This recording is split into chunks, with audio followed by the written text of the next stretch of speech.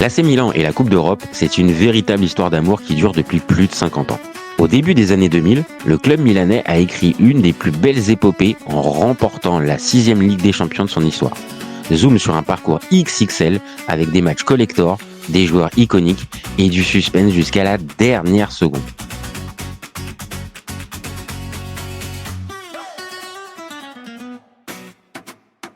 Durant le mercato d'été 2002, l'AC Milan ne va pas perdre beaucoup de joueurs majeurs.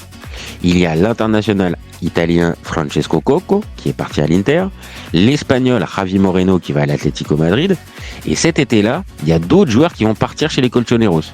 On a le roumain Cosmin Contra, l'espagnol José Mari, l'argentin Fabio Coloccini et la légende milanaise Demetrio Albertini. Un vrai package de 5 joueurs, assez rare pour être signalé. Enfin, il y a le turc Umit Davala qui rejoint Francesco Cocco, lui aussi à l'Inter. On le comprend rapidement, il n'y a pas de grosse perte dans l'effectif milanais car hormis Albertini, aucun des joueurs cités n'a marqué l'histoire des Rossoneri. Par contre, en matière de recrutement, les choses vont être bien différentes. On va le voir. Pour le poste de gardien, ils sont 3. Bon, on va vite réduire ce chiffre à 2 car c'est un mano à mano pour la place de titulaire. On a d'un côté le Brésilien Nelson Dida, 29 ans en 2002, il revient d'un prêt au Corinthians au Brésil. Passé au travers à ses débuts à Milan, le gardien revient avec la volonté de s'imposer définitivement dans les cages milanaises. Mais en face, c'est costaud. Christian Abbiati est le titulaire de la saison précédente. Âgé de 25 ans, il enchaîne sa 5e saison au club. Performant, il ne compte pas perdre son statut dans le 11 titulaire milanais. Pour le coup, ce sera le coach qui tranchera. Enfin, on vous avait dit qu'il y avait un 3e gardien, il s'agit de Valerio Fiori. Bon, on va pas vous en vouloir s'il vous dit rien, mais sachez que le bonhomme a quand même 225 matchs de Serie A à son actif. En défense, il y a de sacrés joueurs, on s'en doute. On va débuter tout de suite par la légende ultime, Paolo Maldini. En 2002, il a 35 ans. Il sort d'un été compliqué qui a vu la Nazionale se faire sortir par la Corée du Sud en 8e de finale de Coupe du Monde. Blessé une partie de la saison précédente, il entame cette saison avec la motivation d'un genou. Surtout que cette saison, il y a un gros transfert dans la défense milanaise. Le dernier jour du mercato, c'est Alessandro Nesta qui rejoint les Rossoneri. Défenseur central recruté en échange de 31 millions d'euros, c'est un des tout meilleurs joueurs à son poste. Il doit former avec Maldini la charnière centrale titulaire de l'AC Milan. Mais attention, car Maldini peut aussi dépanner sur le côté gauche en cas de besoin. Outre ces deux monstres, il y a aussi d'autres défenseurs centraux de qualité. Il y a le Brésilien Roque Junior, tout frais champion du monde avec la Seleção. Il est un plan B plutôt fiable quand on fait appel à lui. On a aussi Martin Lorsen. Le Danois est un central rugueux, grand, bon de la tête. Transféré de Parme, il est amené à être dans la rotation. Encore plus loin dans la hiérarchie, il y a José Chamot. L'Argentin, passé par la Lazio et l'Atlético Madrid, on va pas se mentir, il est là pour couper les oranges à la mi-temps. Enfin, il y a une autre légende milanaise en défense centrale, Alessandro Costacurta. Surnommé Billy, cet élégant défenseur a déjà 37 ans à cette période. Il n'est plus titulaire indiscutable, mais sa polyvalence lui permet de faire sa 30aine de matchs chaque saison. Pour les arrières latéraux, on a sur le flanc gauche le géorgien Kakaber Kaladze. Passé par le Dynamo de Kiev, ce n'est pas un pur arrière gauche. C'est plus un défenseur central mis sur le côté. À 25 ans, il doit encore passer un cap pour figurer parmi les valeurs sûres du calcio. Mais pour son coach, c'est lui le titulaire. En cas de problème, c'est Paolo Maldini qui assurera l'intérim. Sur le flanc droit, il y a plus de concurrence. Ils sont 3 à pouvoir jouer à ce poste. On a déjà parlé de Billy Costacurta, mais il reste aussi 2 autres joueurs. Le Danois Thomas Elveg, passé par Udinese, ce joueur polyvalent n'a jamais réussi à s'imposer à l'AC Milan. Et puis il y a l'autre recrue défensive du mercato, Dario Simic, transféré pour 5 millions d'euros de l'Inter, le Croate doit relancer sa carrière à 27 ans. Pourtant, c'est lui qui est amené à être le titulaire cette saison. Au milieu de terrain, on va pas être très original en disant qu'il y a beaucoup de bons joueurs. De très bons joueurs même. On peut en compter 10. Ouais, j'ai bien dit 10.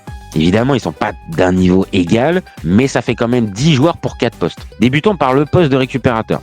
Il y a une autre légende de l'AC Milan, Gennaro Gattuso. Formé à Perugia et passé aux Glasgow Rangers, Rino Gattuso est au club depuis 3 saisons. Âgé de 25 ans, il doit encore progresser sur la maîtrise de ses nerfs, mais c'est incontestablement un gros plus pour le milieu de terrain milanais. Autre joueur formé au poste de récupérateur, Massimo Ambrosini. À cette période, il a 26 ans et il représente une solution fiable à son coach. Moins charismatique que Gattuso, il reste un joueur important dans la rotation. Alors, on a aussi le retour d'un grand blessé, Fernando Redondo. Joueur extraordinaire, l'Argentin s'est blessé à son arrivée à Milan en provenance du Real Madrid. Cette saison, il semble remis de ses pépins physiques et il a déjà 34 ans. Enfin, il y a 2 autres joueurs, Samuele Dall'Abona et Christian Brocchi. Le premier arrive de Chelsea contre 2 millions d'euros précédé d'une belle réputation et le second est un milieu de terrain travailleur et batailleur.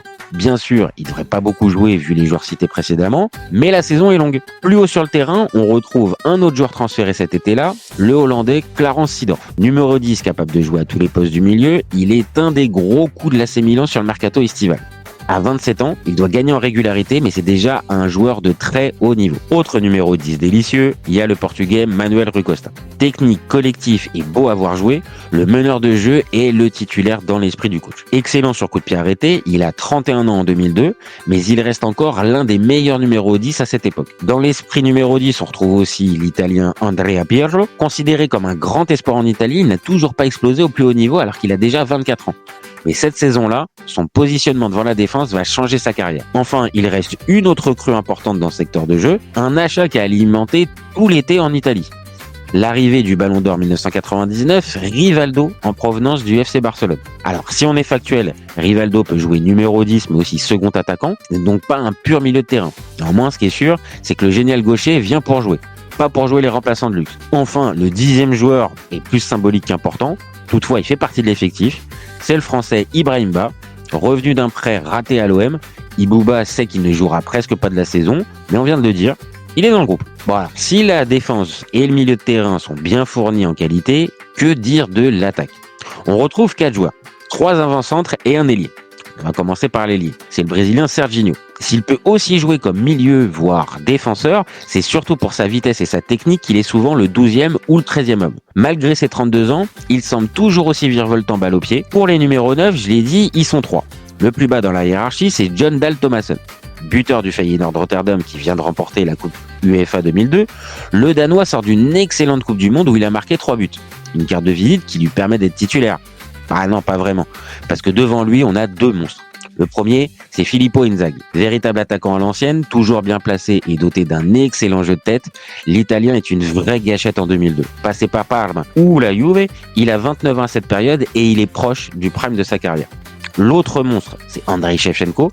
L'Ukrainien est un attaquant complet qui a déjà ébloui l'Europe entière en Champions League avec le Dynamo Kiev à la fin des années 90. Au club depuis 1999, il figure parmi les leaders des Rossoneri malgré ses 26 ans.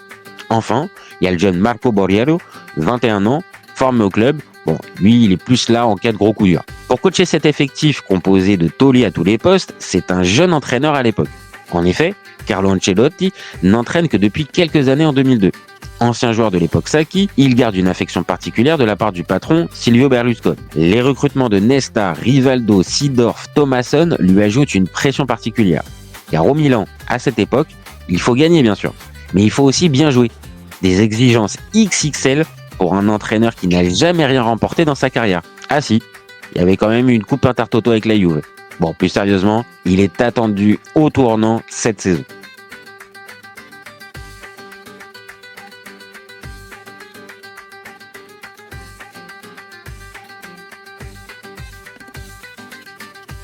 Quatrième de Serie A en 2001-2002, l'AC Milan doit passer par la case tour préliminaire avant de rentrer officiellement en Champions League. L'adversaire est largement abordable, il s'agit du Slovan Liberec. Quand on jette un coup d'œil à l'effectif du champion de République tchèque 2002, il n'y a aucun joueur connu à ce moment-là, ni même par la suite. Idem pour le coach. Si je vous dis Ladislav Kopril, à moins d'être un tchèque de naissance, vous l'avez pas. Évidemment, l'AC Milan est favori. Mais attention, car ce match est toujours une galère pour les clubs italiens en plein été. Ces dernières saisons, l'Inter et Parma sont tombés dans ce piège en se faisant sortir par Helsingborg et le LOSC. Le match aller est à San Siro. L'entraîneur milanais aligne un 11 qu'on ne reverra plus par la suite. Tout simplement parce que certains titulaires vont quitter le club après cette rencontre. Dans les cages, c'est Cristian Abbiati. Défense à 4, Kaladze sur le flanc gauche. Charnière centrale, Paolo Maldini, Roque Junior. Cosmin Contra à droite. C'est lui le joueur qui partira après ce match. Au milieu, double pivot, Gennaro Gattuso, Massimo Ambrosini. Sur les côtés, Serginho et Rui Costa. En attaque, Inzaghi et Shevchenko. On est un peu sceptique sur l'animation de ce milieu de terrain. Dès le début de match, les Tchèques ne semblent pas impressionnés. Il faut dire que San Siro ne fait pas peur ce soir-là. À peine 30 000 spectateurs présents. On a connu des soirées européennes bien plus chaudes à Milan. Trop brouillon, les Rossoneri ne parviennent pas à être véritablement dangereux. À la 25e minute de jeu, Roque Junior cède sa place sur blessure. C'est Martin Lorsen qui le remplace. Rui Costa rate des passes faciles. Shevchenko tire en tribune. Inzaghi est hors jeu 9 fois sur 10. Et Serginho ne parvient pas à se défaire du pressing tchèque. C'est donc logiquement que le score est de 0-0 à la pause. Carlo Ancelotti va devoir faire un autre changement durant la mi-temps. Christian Abbiati ressent une gêne aux abdominaux. C'est Nelson Dida qui enfile les gants. Sans le savoir, cette blessure a priori bénigne va avoir un impact majeur sur la saison des Rossoneri. La seconde période reprend sur ce faux rythme. Cependant, Rui Costa sort la panoplie du numéro 10 soyeux avec une roulette et les passes sont devenues beaucoup plus précises. À l'heure de jeu, Serginho, pas vraiment dans un grand soir, est remplacé par Ancelotti. C'est Clarence Seedorf qui rentre. Les premières minutes du Hollandais avec ses nouvelles couleurs. Après quelques passes au centre du terrain, le numéro 20 milanais va commencer à écrire son histoire avec les Rossoneri. On joue la 68e minute. Cosmin Contra centre vers le point de pénalty. La balle est repoussée par la défense vers le côté gauche. Seedorf récupère le ballon, se met sur son pied droit et envoie un centre bien dosé vers le point de pénalty. Le gardien Zbigniew Hauser est sur la trajectoire. Il capte le ballon mais le relâche aussitôt. Inzaghi, juste derrière, n'en demandait pas tant. D'un geste réflexe, il met le ballon au fond des filets du Slovan Liberec. 1-0. E poi c'è Pilny che tocca la palla, ma la recupera ancora il Milan con Clarence Seedorf che può tentare il cross. Eccolo! E gol! Gol! Pippo Inzaghi tocca il primo pallone di questa partita e mette dentro l'entusiasmo da parte di Carletto Ancelotti e Pippo Inzaghi arriva a 34 gol nelle coppe europee. Il Milan insisteva, si capiva che qualcosa poteva anche accadere e al 23esimo minuto Pippo ritorna ad essere Super Pippo e mette dentro il gol del vantaggio rossonero. Le stade respire. Avec ce but, les Tchèques sont obligés de se livrer et laisser par conséquent plus d'espace. Mais Milan n'en profite pas. C'est même Dida qui se mettra en évidence dans cette fin de match. Score final 1-0. Les Milanais ont fait le strict minimum. Ok, ils restent favoris avant le match retour, mais dans 15 jours, il faudra montrer autre chose.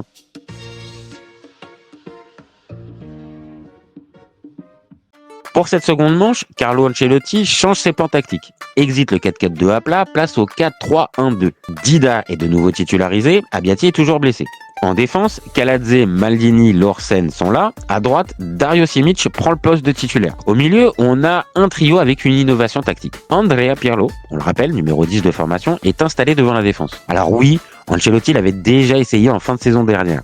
Mais pour un match sans enjeu. Là, c'est la qualification en Champions League au bout. C'est donc l'heure de voir si Pirlo est en capacité de gérer ce nouveau poste et ses nouvelles responsabilités dans le jeu de son équipe. À ses côtés, il y a Gennaro Gattuso à droite et Clarence Seedorf à gauche. Plutôt sympa comme accompagnement. Et devant, en numéro 10, c'est Manuel Rui Costa. Sans le savoir, ce quatuor va s'imposer comme la formule gagnante pour Ancelotti. En pointe, on retrouve Pippo Inzaghi, mais pas d'Andrei Shevchenko. L'Ukrainien s'est fait opérer du genou quelques jours auparavant. Il ne reviendra qu'à la fin octobre. C'est donc le nouveau John Dahl Tomasson qui prend sa place. Sur le banc, on retrouve Rivaldo, qui vient de signer du Barça, Serginho, Elveg, Ambrosini et Dalla Bona. Côté tchèque, zéro changement. Bon, on va être clair tout de suite, le stade du Slovan Liberec n'est pas un volcan.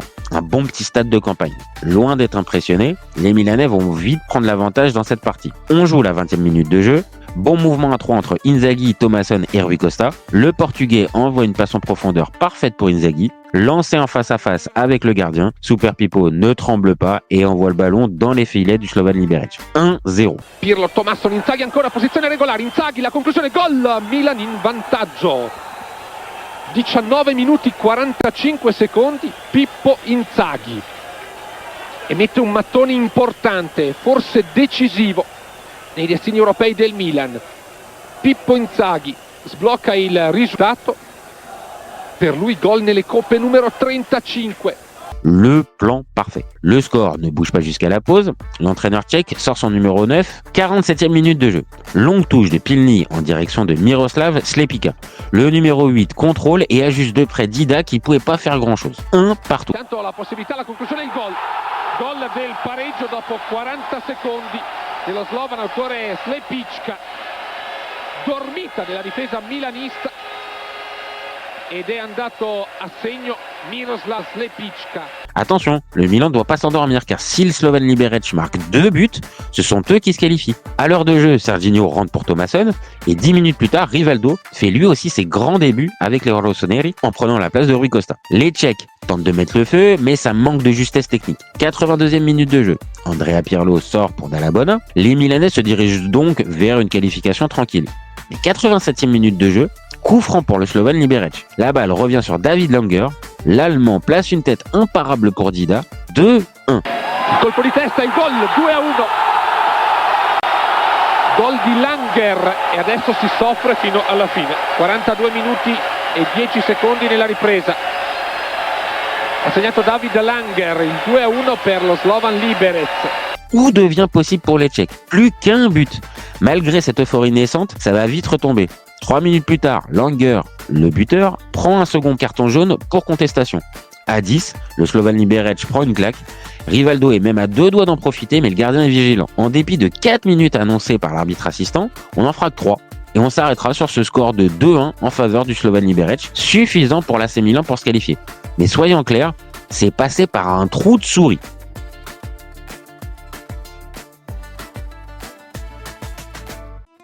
Pour ce premier tour de phase de groupe, l'AC Milan a hérité d'un groupe difficile avec le Deportivo La Corogne, le FC Bayern Munich et le Racing Club de Lens. Il faut terminer dans les 2 premiers pour continuer la compétition. Il va donc falloir sortir des gros matchs d'entrée pour les Milanais, car les 3 équipes sont en mesure de se qualifier. Pour le premier match, c'est le RC Lens qui vient à San Siro. À cette occasion, Carlo Ancelotti décide d'aligner son meilleur 11 titulaire. Dida est de nouveau au cage, alors qu'Abbiati est revenu de blessure. On commence à se dire que le Brésilien a pris l'avantage sur l'Italien. En défense, première titularisation pour le nouvel arrivé, Alessandro Nesta. Aligné en charnière centrale avec Maldini, il est une des attractions de la soirée. Kaladze et Simic sont sur les côtés, et malgré la défaite au Slovan Liberec, la formule Pirlo, Gattuso, Seedorf, Rui Costa est reconduite. Devant, on retrouve l'inévitable Pippo Inzaghi, mais pour l'accompagner, c'est pas Thomasson, mais Rivaldo. On a donc une sacrée équipe. Mais en face, c'est pas mal non plus. Varmuz, Song, Bak, Colli, Bouba Diop, Tomer, Sibierski, Morera. Sur le banc, il y a des Utaka, Seydou Keita, Corridon. Pendant plus de 55 minutes, les Lensois vont tenir le choc à San Siro. En dépit de plusieurs occasions, les Milanais ne parviennent pas à forcer le verrou lensois. Mais à la 57e minute de jeu, les choses vont changer. Sur le côté gauche, Kaladze déborde et lâche un centre parfait vers la surface lensoise. Inzaghi ne rate pas l'occasion, il se détend et place une tête décroisée que Varmuz ne peut repousser. 1-0. San Siro explose. Attenzione all'opportunità per il Milan, pallone messo in mezzo Inzaghi, colpo di testa in rete, super Pippo Inzaghi, quinto gol stagionale, quando hai un attaccante così poi cambia tutto. Butta sempre dentro, ha questo vizio purtroppo, grandissima azione, grandissimo cross a rientrare e bellissimo il movimento di Rivaldo sul primo palo per Inzaghi, poteva sicuramente colpire se rivediamo. 4 minutes plus tard, c'est Rui Costa qui est à l'origine de l'action décisive. Le Portugais s'avance balle au pied aux 30 mètres adverses. Personne ne l'attaque. Il envoie un ballon en profondeur vers Inzaghi. Au duel avec Koulibaly, l'Italien protège bien son ballon et frappe du gauche dans la foulée. Varmuz est de nouveau battu. 2-0.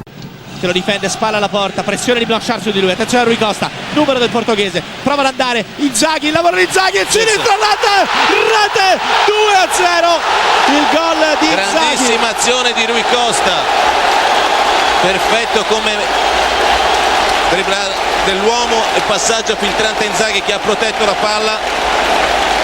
E questo ha è fatto l'entusiasmo. Infatti tutti ad abbracciare Rui Costa. Tutti ad abbracciare Rui Costa, proprio come era successo sabato scorso in occasione di Modena Milan, quando buona parte del merito del primo gol di Inzaghi era del portoghese, anche qui grande protagonista. Milan vient de faire le break. 2 minutes après, l'entraîneur lensois fait entrer Seydou Keita et John Utaka pour tenter de revenir dans la partie. 75e minute de jeu. Utaka déborde sur le côté droit, le Nigérian centre vers Morera au point de pénalty. Laissé étrangement seul, le Français place une frappe imparable pour Dida à 6 mètres. 2-1. Sarà qualcosa di più, vedo Thomasson pronto, attenzione, pallone in mezzo, rete! E il gol del Lens che rimette con Moreira in discussione la gara. Qui una dormita generale. Dormita generale della difesa, sì. Le suspense est relancé. Ancelotti décide de sortir Rivaldo, Rui Costa et même Inzaghi, rentrer D'Ambrosini, Thomasson et Larsen. On a compris l'idée, tenir le 2-1.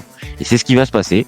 L'AC Milan s'impose 2-1 et débute sa saison en Champions League par une victoire. Mais attention, parce que le prochain match est une vraie galère en perspective.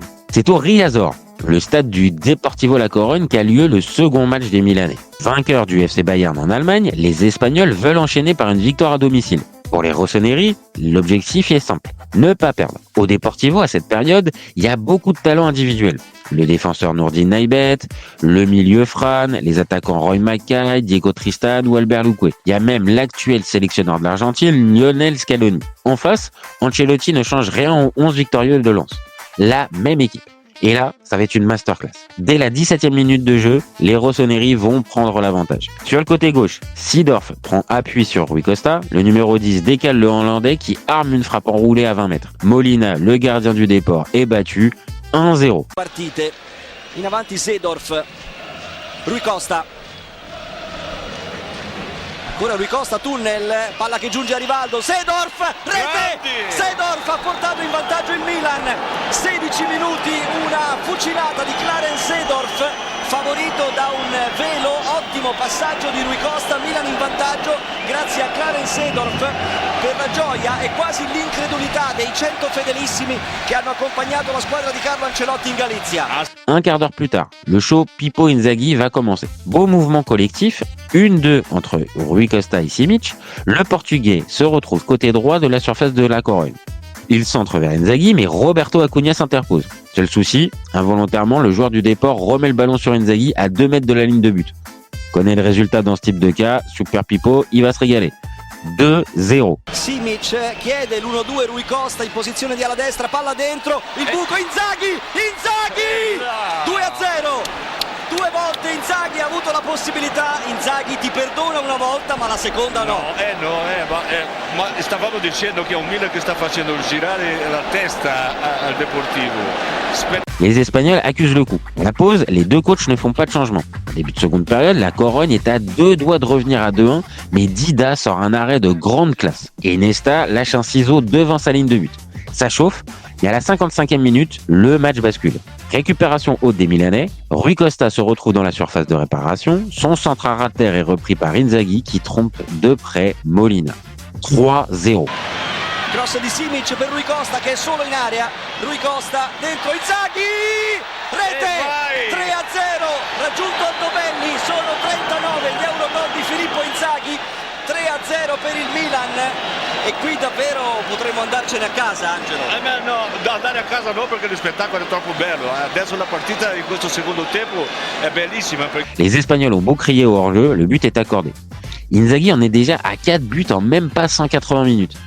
Mais il en voulait plus, Super Pippo. Donc 7 minutes plus tard, on reprend les mêmes et on recommence. Rui Costa à la passe, Inzaghi à la conclusion. Cette fois, c'est en profondeur que le Portugais envoie son ballon. À 20 mètres, Inzaghi récupère le sésame et convertit l'offrande en but d'un tir croisé. 4-0. Maldini interrompe l'azione di Mauro Silva, riparte Rui Costa, è partito Inzaghi, Inzaghi a un passo dalla tripletta, Inzaghi, eccolo qua, terzo gol di Filippo Inzaghi, 4-0 per il Milan.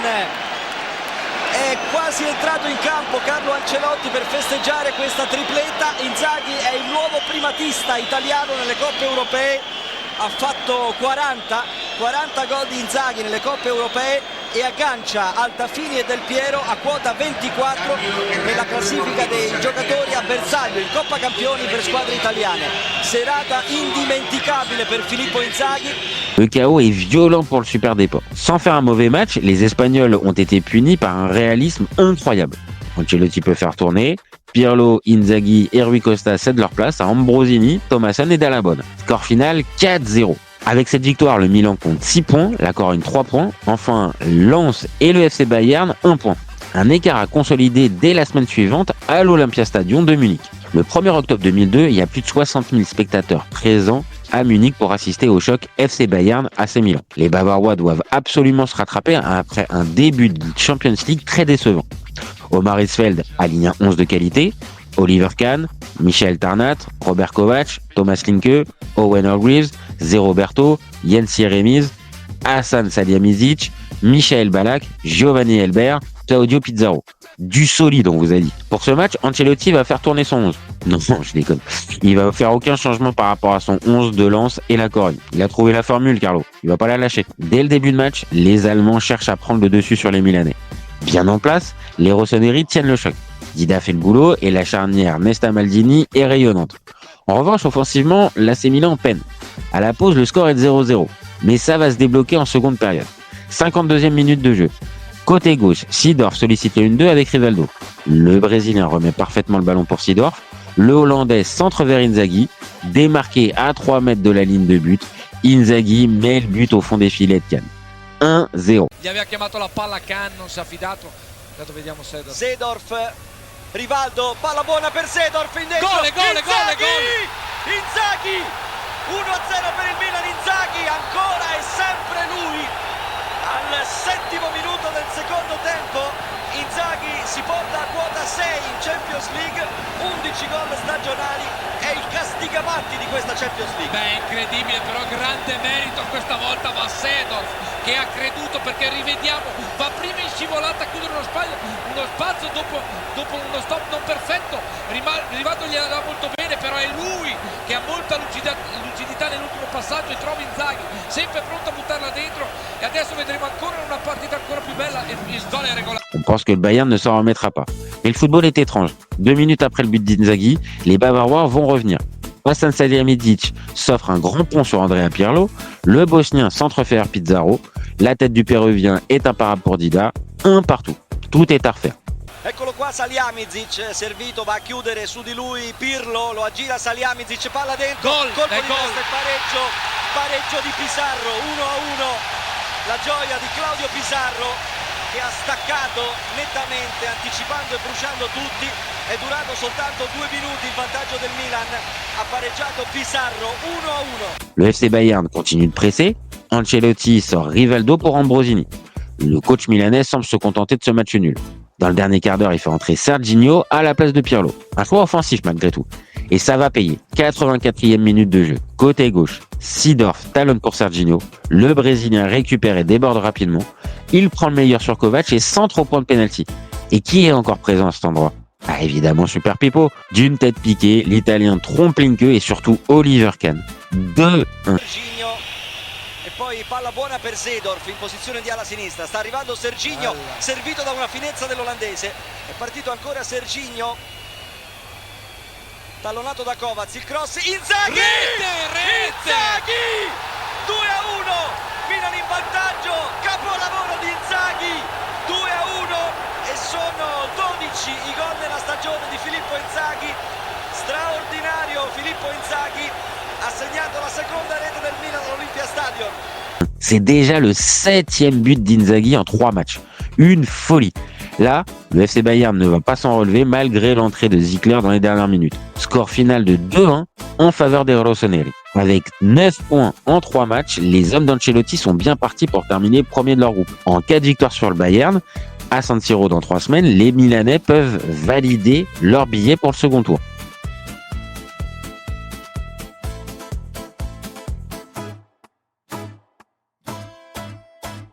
Alors pour ce 4e match, le FC Bayern enregistre 2 retours importants. Samuel Kuffour en défense centrale et Willy Sagnol au poste d'arrière droit. Les Allemands n'ont pas le choix, ils doivent l'emporter pour espérer encore dans ce groupe de Champions League. En face, Carlo Ancelotti a décidé de changer 2 éléments dans son 11 titulaire. Gattuso est remplacé par Ambrosini et Serginho prend la place de Rivaldo. Retour d'Andrei Shevchenko sur le banc. 75 000 spectateurs sont présents à San Siro ce soir-là. L'ambiance des grands soirs est bien présente.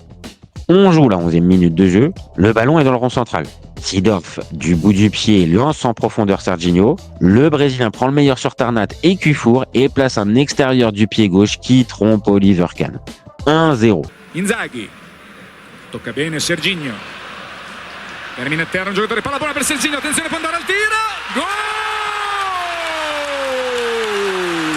Serginho e il Milan va in vantaggio al 10° minuto, ha approfittato di uno sbandamento della difesa del Bayern, ha accarezzato il pallone con l'esterno e l'ha messo nell'angolino dove non c'è arrivato Oliver Kahn. Serginho.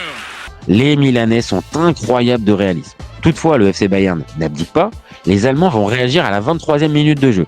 Elbert décale sur le côté gauche de la surface de réparation Michael Tarnat. L'Allemand envoie une frappe dont il a le secret. Dida est surpris. Il faut dire que la frappe est magnifique. Un partout. Attenzione a Tarnat, ancora pericolosamente. Elbert, ancora Tarnat, può tentare il tiro ed è gol. Un grandissimo gol di Tarnat che ha sorpreso Dida, una sventola all'incrocio dei pali. Una bellissima conclusione ed è di nuovo parità. Avevamo visto un Bayern intraprendente che guadagnava campo ed è stato molto bravo Tarnat con questa sventola ad infilare il pallone nel set. Tutto questo quando siamo al 23° minuto. Si le Bayern continue de presser, le manque de justesse technique est criant. À la pause, les deux équipes sont dos à dos, un partout. Ancelotti fait entrer Gattuso à la place d'Ambrosini. En début de seconde période, Oliver Kahn va se blesser sur un dégagement au pied. Coup dur pour les Allemands, c'est Stefan Wessels qui le remplace. Le match est indécis. Personne n'arrive à prendre le dessus sur l'autre et dans ce contexte, il n'y a qu'une seule option pour l'AC Milan. S'en remettre à Pippo Inzaghi. On joue la 64e minute de jeu. Seedorf passe à Inzaghi qui lui remet instantanément. Le Hollandais repasse le ballon à Rui Costa. Le meilleur passeur de la Champions League ressort sa panoplie pour donner un ballon en profondeur idéal pour qui? Évidemment Pippo Inzaghi. Le buteur italien fait le geste qu'il faut pour mettre le ballon hors de portée de Wessels. 2-1. Dai piedi mentre riparte ora Rui Costa. Buona la conversione, posizione regolare, Pippo Inzaghi, gol, gol, gol, gol, gol! E sono 43! Un gol stupendo di Pippo Inzaghi che ha rubato il tempo all'avversario e poi con una carezza l'ha messo nell'angolino alla sinistra di Wessels. Grande passaggio di Rui Costa, ma Pippo Inzaghi è incredibile. È l'uomo più veloce nei primi metri nel partire, abbiamo visto con quale capacità tecnica Rui Costa abbia aspettato il movimento di Inzaghi, ormai lo conosce a meraviglia, gliel'ha dosato benissimo questo pallone, ma Pippo è partito, ha tenuto botta, si è appoggiato anche leggermente con la spalla sinistra su Kovac impedendogli il movimento e poi stop e ha messo fuori tempo di esterno destro. Lui davanti alla porta ormai è come fosse a casa sua, sa dove sono gli angoli, dove ci sono tutti i suppellettili, le posate, quindi fa gol come a casa. 8e but en 4 matchs pour Super Pippo. Un carnage. Hitzfeld tentera le tout pour le tout en faisant rentrer Mehmet Scholl et Roque Santa Cruz, mais le Milan tient bien. Ancelotti fait aussi du coaching en sortant Serginho et Rui Costa pour Lorsen et Dall'Abona. On reconnaît le coaching prudent de notre beau vieux Carlo. Bon, ça passe au final. Malgré plusieurs occasions munichoises, 2-1 score final. Après 4 matchs, les Rossoneri sont qualifiés et assurés de finir premier. Une sacrée perf quand on se rappelle du tirage au sort. Les 2 derniers matchs, à Lens et face à la Corogne à San Siro, n'ont donc aucun intérêt sportif pour les Milanais. Carlo Ancelotti va en profiter pour faire une large revue d'effectifs pour le match à Félix Bollaert. Il n'y a que Maldini, Pirlo et Serginho qui sont titulaires. Pour le reste, le coach Rossonero va concerner tout son groupe. Alors, Biatti est là. En défense, on a Costa Curta, Elveg, Lorsen. À côté de Pirlo, c'est Ambrosini.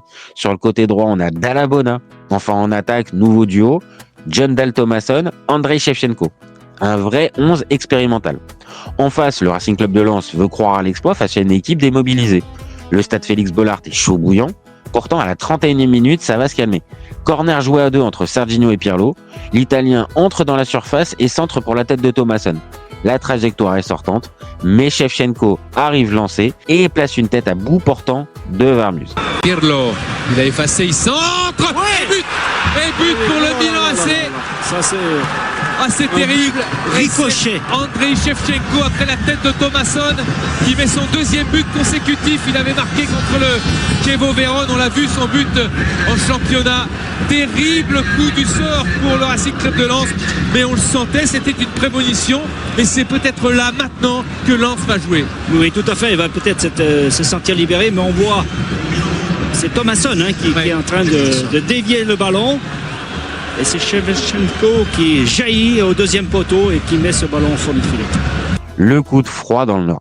Mais ça va vite se réchauffer. 41e minute de jeu, Utaka centre dans la surface de réparation milanaise. Morera réussit à mettre un coup de tête qui trompe à Biatti. Un partout. Il se revient sur lui-même, le centre.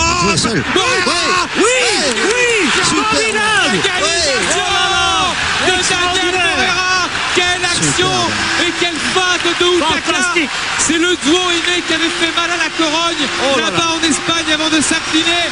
L'égalisation lensoise au plus bon moment. On n'y croyait plus, Denis. On n'y croyait plus. Il fallait jouer chez eux. 5e but en Ligue des Champions est né pour Daniel Morera. Quelle intelligence et quel sang-froid de Daniel Morera sur ce magnifique centre de Utaka.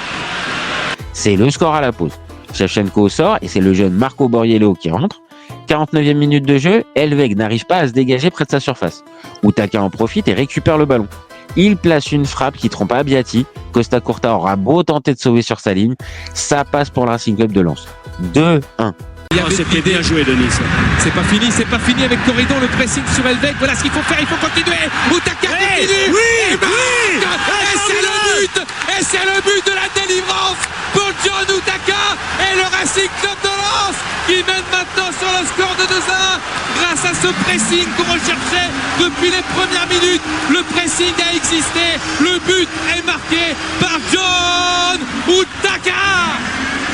Peu après l'heure de jeu, Maldini et Serginho sortent. Bon, on a compris, Carlo, en fait, il s'en fout du match. Plus rien ne changera. L'AC Milan s'incline 2-1. Il faut vite que le tour de phase de poule s'achève. 15 jours plus tard, l'AC Milan reçoit le Deportivo La Corogne à San Siro pour le dernier match du groupe G. Alors, si les Milanais n'ont plus rien à jouer, les Espagnols doivent se méfier du résultat du Racing Club de Lens face au FC Bayern pour se qualifier pour le tour suivant. Face à Lens, Carlo Ancelotti avait décidé de faire tourner son 11. Le 13 novembre 2002, Abbiati, Elveg, Dall'Abona et le duo Thomasson-Shevchenko est reconduit. On enregistre aussi les retours de Rui Costa, Simic, Kaladze. Sur le banc, on retrouve Nesta, Rivaldo, Inzaghi et des petits jeunes, dont un certain Catilina Aubameyang, frère de Pierre-Emerick Aubameyang. Alors comme face à Lens, les Rossoneri vont ouvrir le score à la demi-heure de jeu. Centre de Kaladze pour la tête de John Dal Thomasson, Molina est battu, 1-0.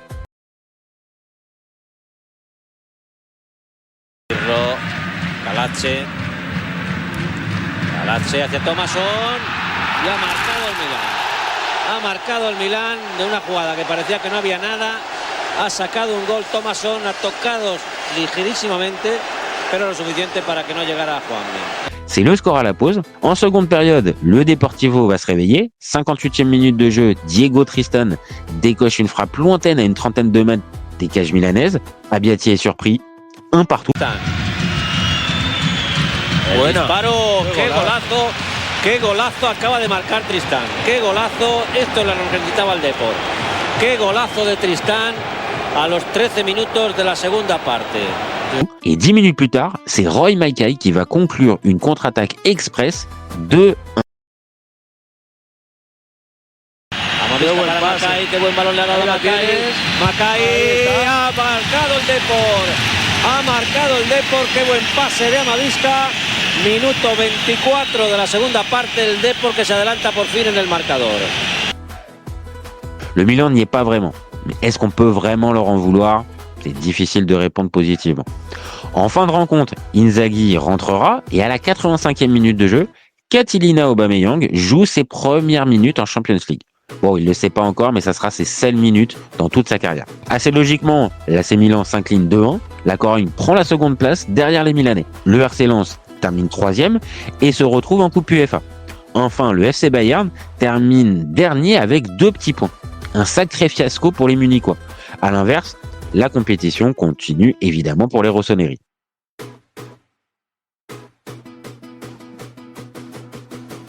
C'est la fin de la première partie. La seconde partie sera disponible dans quelques jours sur toutes les plateformes d'écoute. Si tu as aimé ce contenu, n'hésite pas à nous le faire savoir.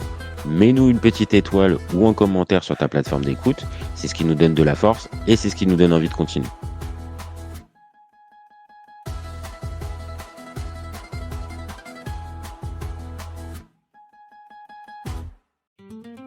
Tirage au sort du second tour de phase de poule, l'AC Milan n'a pas de véritable cadeau. Real Madrid, Borussia Dortmund, Lokomotiv Moscou. Ok, les Russes ne semblent pas insurmontables, mais entre le champion d'Europe en titre madrilène et l'équipe qui a éliminé l'AC Milan en demi-finale de Coupe UEFA quelques mois plus tôt, il n'y a pas de quoi sauter au plafond pour les Milanais. À l'affiche du premier match de cette seconde phase de poule, c'est le classique AC Milan-Real Madrid. À San Siro, une pléiade de stars est présente. Casillas, Roberto Carlos, Zidane, Figo, Morientes, Raúl, Vicente Del Bosque sur le banc, du lourd. Bon, on s'en doute sur ce coup-là, Ancelotti va pas faire tourner son effectif, mais cette fois, il va changer des choses. Dida est de retour dans les cages, on a définitivement compris que le Brésilien s'était imposé en Champions League aux yeux de son coach. Défense à 4 plutôt classique, avec Kaladze et Simic sur les côtés. En revanche, dans l'axe, pas d'Alessandro Nesta. C'est Costa Curta qui est aligné à côté de Maldini. Au milieu, Andrea Pirlo est sur le banc. Choix étonnant, c'est Ambrosini qui joue à sa place. Gattuso et Seedorf reviennent dans le milieu à 3. Devant, 2 meneurs de jeu, Rui Costa et Rivaldo. En pointe, Inzaghi. Bah non, ce soir-là, Super Pipo, il est sur le banc. C'est Andrei Shevchenko qui le remplace. Pirlo et Inzaghi sur le banc, c'est des choix forts de la part d'Ancelotti. Si le début de match est équilibré, on sent tout de suite que les deux équipes se craignent. Malgré tout, la qualité technique saute aux yeux. Et dans ce genre de match, il faut être au point tactiquement. Les Milanais répondent présents et à la 40e minute de jeu, le match va basculer. Rui Costa, dans son camp, voit Shevchenko démarquer sur le côté droit. La passe en profondeur est un vrai régal. L'Ukrainien récupère le ballon et tire à terre sur la droite de Casillas. Le portier du Real est battu. 1-0. Le stade est en ébullition. Questo pallone. gara senza respiro. Rui Costa dentro, palla buona per Shevchenko, rete, 1-0 per il Milan. Rui Costa ha illuminato la notte di San Siro con un'apertura deliziosa e Shevchenko non ha perdonato Casillas. 1-0. Primo gol in Champions League, il secondo di Andriy Shevchenko in questa Champions League, ha mandato davvero in delirio San Siro. Bon, pas autant que Shevchenko qui semble sur un nuage après ce but. Le score ne bouge pas à la 45e. En seconde période, les Madrilènes vont tenter de revenir dans la partie, mais la charnière Maldini-Costa Curta, 35 et 37 ans, fait le boulot proprement. Dans le dernier quart d'heure, Serginho et Thomasson remplaceront le duo décisif Rui Costa et Shevchenko. Le Real Madrid bute toujours sur Dida. En toute fin de match, Ancelotti fera même entrer un défenseur supplémentaire, en l'occurrence José Chamot, pour tenir le score. L'arbitre siffle la fin du match, victoire 1-0. Les Rossoneri débutent de la meilleure manière ce second tour. Mais attention, dans 15 jours, il faudra aller à Dortmund avec le fameux mur jaune. Ce second match, il y a plus de 52 000 spectateurs présents au Westfalenstadion. Les Allemands ont corrigé 3-0 le Lokomotiv Moscou au premier match. Il va donc falloir sortir un gros match. Surtout que sur la pelouse, il y a de la qualité. Jens Lehmann au cage, défense à 4 avec Dédé et Heinrich sur les côtés, axe central Metzelder, Wörns. Au milieu, double pivot constitué de Sebastian Kehl et Thorsten Frings. Devant, une ligne de 3 avec Thomas Rosicky en meneur de jeu, Everton et Amoroso sur les ailes, et le géant Jan Koller, 2m2, devant. Sur le banc, c'est Matthias Sammer, Ballon d'Or 1996. On rigole pas quand on dit que Dortmund en 2002, c'était du solide. Contrairement au match face au Real Madrid, Carlo Ancelotti revient à son 11 traditionnel. Dida, Kaladze, Maldini, Nesta, Simic en défense, Pirlo, Ambrosini, Seedorf, Rui Costa au milieu, Inzaghi, Shevchenko devant.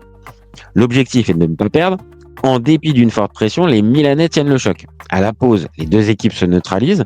Les Allemands appuient sur l'accélérateur en seconde période. Mais à la 49e minute de jeu, les Rossoneri vont prendre une option sur le match. À 40 mètres des cages de Lehmann, Seedorf envoie un ballon en profondeur vers Inzaghi. Vraiment à la limite du hors-jeu, le buteur italien crucifie le portier du B4B.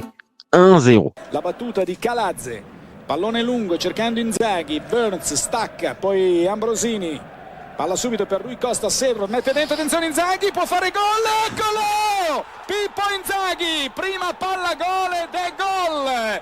Gol di Pippo Inzaghi e sono 44 i gol nelle coppe europee da parte di questo cecchino infallibile. È davvero incredibile lo score di Inzaghi che sta giocando la sua 20ª partita in rosso-nero e il suo 19° gol. Tenuto in gioco da Metzelder. Tenuto da Metzelder, grande palla di Seedorf che ha dosato il pallone di prima intenzione, perfetto. E la palla non è neanche schizzata in avanti, si è fermata e Pippo da lì non sbaglia, ha chiuso sul primo palo, bruciando Lehmann.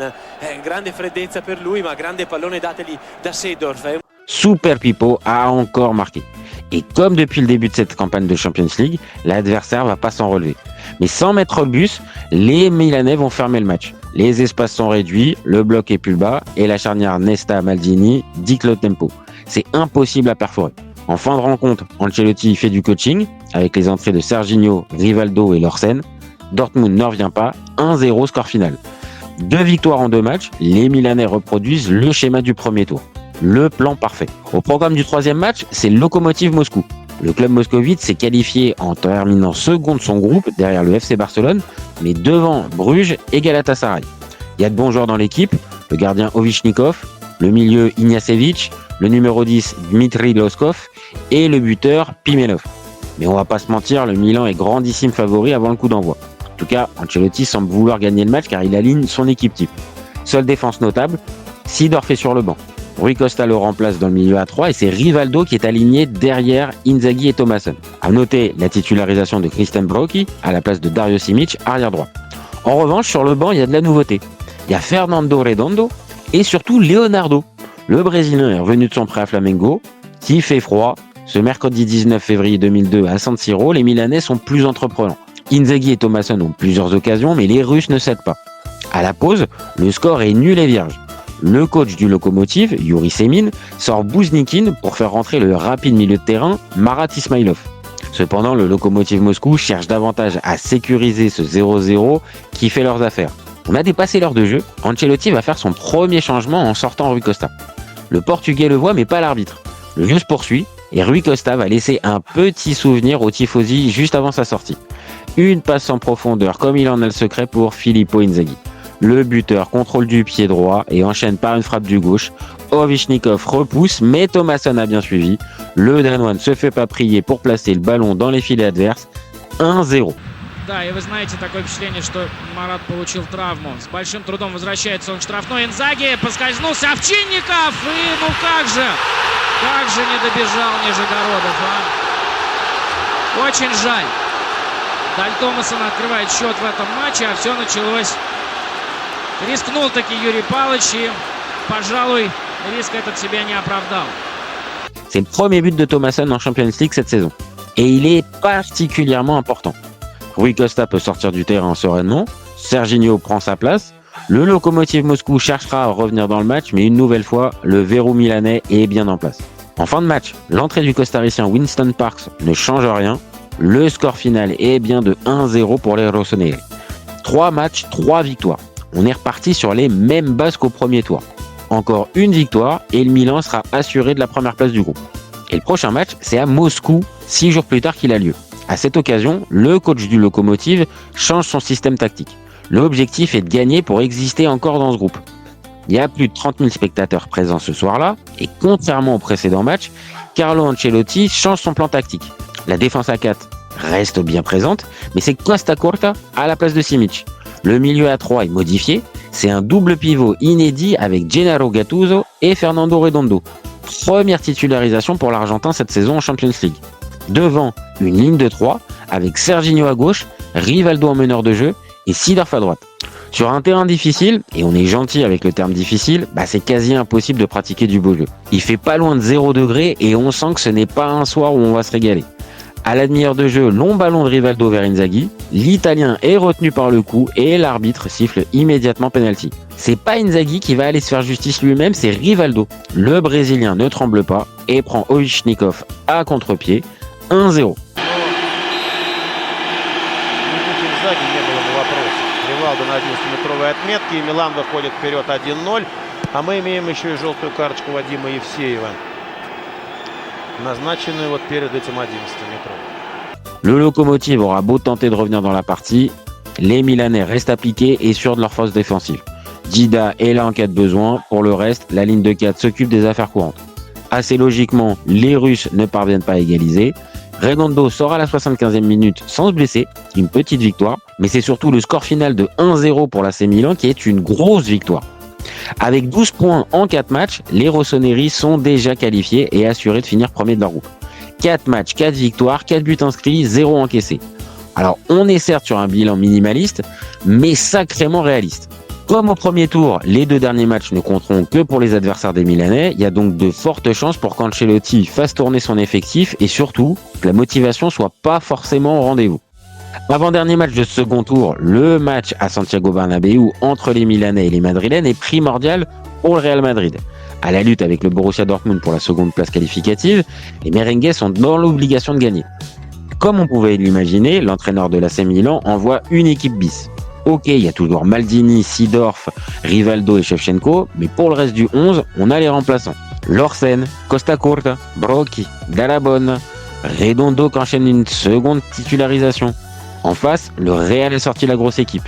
Le quatuor Zidane, Figo, Raúl, Ronaldo est aligné. Makelele est là comme Roberto Carlos ou Iker Casillas. Dès la 12e minute de jeu, les Madrilènes prennent l'avantage grâce à Raúl, qui profite d'une belle passe de Ronaldo. 1-0. C'è ancora Roberto Carlos, lo scambio Ronaldo-Raúl, sinistra, gol! Real Madrid in vantaggio, ha segnato Raúl ed è un gol importantissimo, esplode la gioia del Santiago Bernabéu, è il gol per Raúl numero 6 in questa Champions League. Peu inspirés, les Rossoneri ne parviennent pas à se montrer dangereux. En seconde période, Rui Costa remplace Dallabonne pour donner un peu de lion au jeu milanais. Mais peu avant l'heure de jeu, le Real Madrid va frapper une nouvelle fois. Cette fois, c'est Roberto Carlos qui est dans la peau du passeur, Raúl dans celui du buteur. Abbiati est de nouveau battu, 2-0. Riguarda la squadra tedesca, ma attenzione a Raúl, grandissimo gol! Ancora Raúl e il Milan risponde al Real risponde alla Borussia Dortmund ancora con Raúl e continua la lotta tra i campioni di Germania e il Real Madrid. Le Real Madrid a fait le break dans ce match et dans les 10 dernières minutes, Rivaldo va se signaler au public du Real, lui l'ancien du Barça. Le Brésilien reprend victorieusement de la tête un centre de Maldini, 2-1. Seedorf, l'unico probabilmente del Milan ad averci creduto davvero, sì, dal primo minuto, attenzione, e c'è il gol, ha segnato Rivaldo, che gioia per il brasiliano che si toglie la soddisfazione del gol di fronte al pubblico che meno lo ama. La legge del calcio è dura, pubblico che fischia dal primo minuto Rivaldo, e sul cross di Maldini proprio Rivaldo trova il gol della bandiera del Milan, una partita che si riapre pericolosamente, secondo centro. L'occasion de faire trembler le Real? Bah non, pas vraiment. 85e minute de jeu, Guti, rentré en jeu à la place de Ronaldo, profite du travail de Zidane pour ajouter un nouveau but, 3-1. Azione ostinata di Zidane, che mette in mezzo per Raúl, ancora Zidane, possibilità sul destro, il gol, ha segnato Guti il quinto gol della sua Champions League, il 3-1 per il Real Madrid che ricaccia lontano il Milan. José María Gutiérrez, Guti si prende la gioia del terzo gol del Real Madrid. Le Milan ne reviendra pas, score final en faveur du Real Madrid qui s'offre un bol d'air avant la dernière journée. Pour les rossoneri, on a vraiment hâte que ce second tour s'achève. Pour cette dernière rencontre de ce second tour, l'AC Milan reçoit le Borussia Dortmund. Il y a moins de 50 000 spectateurs dans le stade. Sans surprise, Ancelotti fait encore tourner avec un mélange entre titulaires et remplaçants. Et sur le banc, des petits jeunes. On a bien senti que l'ambition est de concerner tout le monde, mais tout le monde sait que ce match ne compte pas pour les Milanais. Donc en face, le B4B peut encore croire à une improbable qualification. Mais il faut absolument gagner. Face à une équipe plus motivée qui joue son avenir européen, on s'en doute, le Milan va pas opposer une résistance acharnée. Si le score est de 0-0 à la pause, tout va s'accélérer en fin de match. 80e minute, c'est le géant tchèque Jan Koller qui reprend parfaitement le centre de Riken. Abbiati ne peut que constater les dégâts, 1-0. La possibilità adesso per Riken, si sta aprendo a sinistra Don Cor, il tocco però per Koller, posizione regolare, Koller, il vantaggio del Dortmund, esplode il pubblico dei tifosi ospiti, i Geldon Schwarz, i gialloneri di Dortmund trovano il gol del vantaggio, ottavo gol in 12 gare in Champions League e adesso la situazione potrebbe cambiare ovviamente, però dovranno arrivare notizie da Mosca, rivediamo, questo è il momento del passaggio, la posizione era regolare. Il Milan si è fatto trovare lungo, Redondo era troppo avanti, Riken è partito alle sue spalle portando la palla per parecchi metri, ha trovato un Koller sul filo del fuorigioco, l'ha servito, il giocatore ceco si è girato e con freddezza ha battuto Abbiati.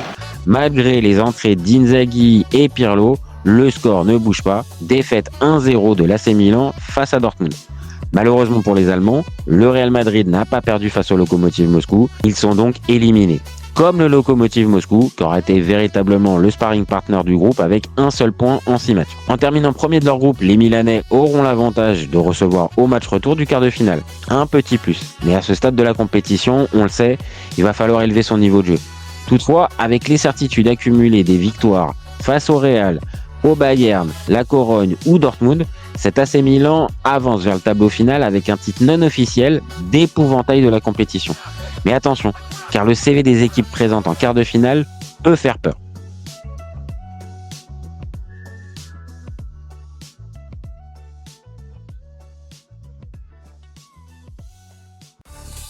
Pour se hisser en quart de finale, l'AC Milan a pu compter sur une défense de fer, un milieu de terrain haut de gamme et une attaque implacable.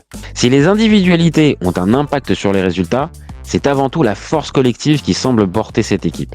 Malgré des stars à tous les postes, on sent une vraie envie de jouer ensemble et il est impossible de ne pas mettre Ancelotti en lumière quand on parle de cet aspect-là. Tactiquement, son idée d'installer Pirlo devant la défense se révèle judicieux pour l'équipe. Sa vision du jeu est un vrai avantage pour l'AC Milan. Les deux recrues, Seedorf et Nesta, se sont imposés naturellement et Rui Costa s'épanouit dans ce rôle de distributeur de caviar. Enfin devant, Inzaghi est en feu, décisif quasiment à chaque match. Super Pippo est le facteur plus de cet AC Milan 2002-2003. Si on ajoute que certains joueurs reviennent peu à peu à leur meilleur niveau, comme Shevchenko, Redondo, voire Rivaldo, les rossoneri ont l'effectif nécessaire pour aller au bout. Et avant de se projeter aussi loin, il va falloir déjà passer l'obstacle des quarts de finale. Opposés à l'Ajax d'Amsterdam, les Milanais n'ont pas un boulevard devant eux. Pourquoi ? Tout simplement parce que l'Ajax de 2003 est d'un sacré niveau. Il suffit de regarder l'effectif pour comprendre que le talent est présent à tous les postes. Kivu, Aitinga, Maxwell, Trabelsi, De Jong, Winter, Witschge, Pienaar, Van der Vaart, Sneijder, Litmanen, Van der Meijden, Yakubu, Mido, Zlatan Ibrahimovic. On avait prévenu, c'est que des internationaux qui feront pour la plupart une grande carrière internationale. Le coach, c'est Ronald Koeman. Second de leur groupe au premier tour, derrière l'Inter, ils ont éliminé l'OL et Rosenborg. Et toujours deuxième au second tour, cette fois derrière Valencia, ils ont écarté l'AS Roma et Arsenal. C'est donc clairement pas une équipe à prendre à la légère, au contraire, c'est plus le piège par excellence.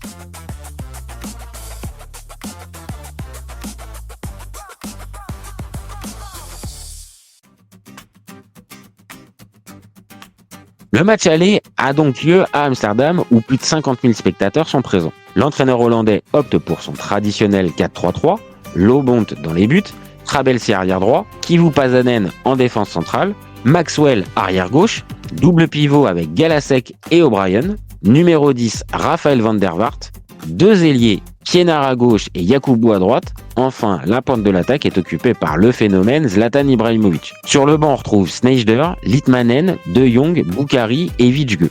Pour contrer ce 11 ultra séduisant, Carlo Ancelotti va pas se casser la tête. 4-3-1-2 au menu avec Costa Curta arrière gauche, Nesta Maldini dans l'axe central et Dario Simic arrière droit. Milieu à 3 avec Ambrosini, Gattuso et Seedorf. Pirlo s'est blessé 3 jours avant face à Parma. Rui Costa en meneur de jeu derrière le duo Inzaghi-Shevchenko. On devrait se régaler. Alors, malheureusement, on va plus s'ennuyer qu'autre chose. Les deux équipes sont bien en place et sans se craindre, personne n'arrive véritablement à prendre le dessus sur son adversaire. Si Shevchenko oblige Lobont à un arrêt réflexe dès le début de match, Zlatan et Van der Vaart tentent leur chance de leur côté, mais Dida est vigilant. 26e minute de jeu, contact entre Trabelsi et Seedorf. Le numéro 20 doit sortir sur blessure. Serginho le remplace. Premier coup dur. À la pause, on est sur un score de 0-0 qui fait plutôt les affaires du Milan. Cependant, il faudrait marquer un but à l'extérieur pour s'assurer un match retour plus serein. Si l'Ajax reprend son pressing, rien ne bouge en début de seconde période. Gattuso prend un carton jaune un peu bête, et sous le coup d'une suspension, il ne sera donc pas là pour le match retour. Un second coup dur pour Ancelotti après la blessure de Seedorf. Koeman tente de déstabiliser le bloc milanais avec les entrées de Sneijder et Litmanen. On sent bien que l'Ajax veut aller chercher ce 1-0, mais en face, les rossoneri ont encore sorti le cadenas. En fin de rencontre, Thomasson et Rivaldo remplacent Inzaghi et Shevchenko. Il ne se passera plus rien. L'Ajax et l'AC Milan se quittent sur un 0-0 assez décevant. Tout se jouera dans 2 semaines à San Siro.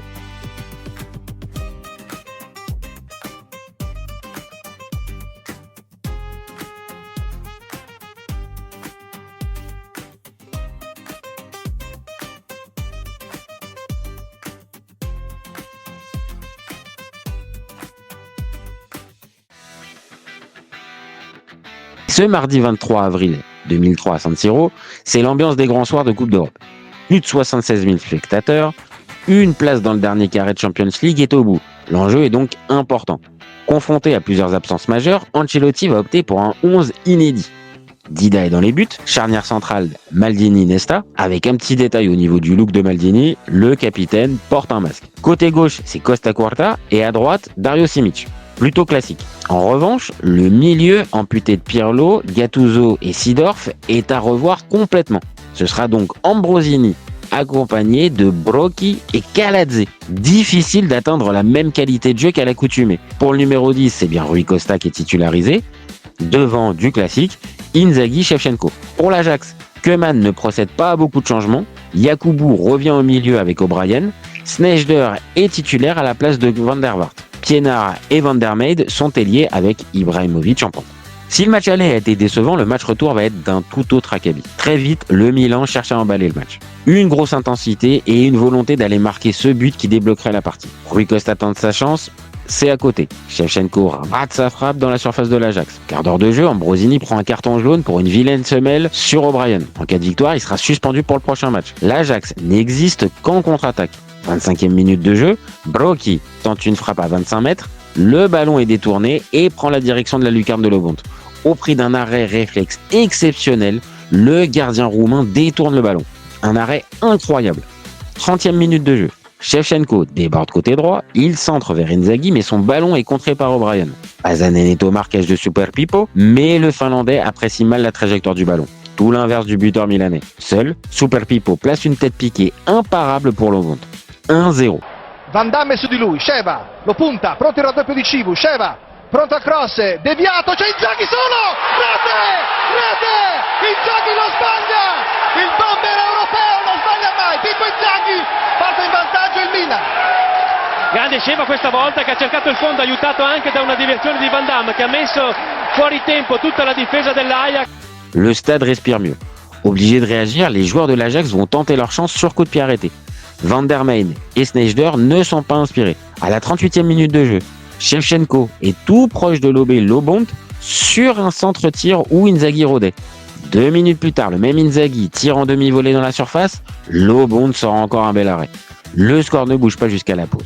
Convaincant dans le jeu, les rossoneri ne sont plus qu'à 45 minutes de la demi-finale. Avec la défense de fer qu'on connaît, ça devrait passer tranquillement. Sauf qu'on a tout faux. Cette seconde période va être bien différente du premier acte. À la pause, Ronald Koeman a sorti Van Damme pour faire entrer Litmanen. Un choix très offensif. En meneur de jeu à la place d'un arrière latéral. 46e minute de jeu, Inzaghi est au duel avec Pazanen.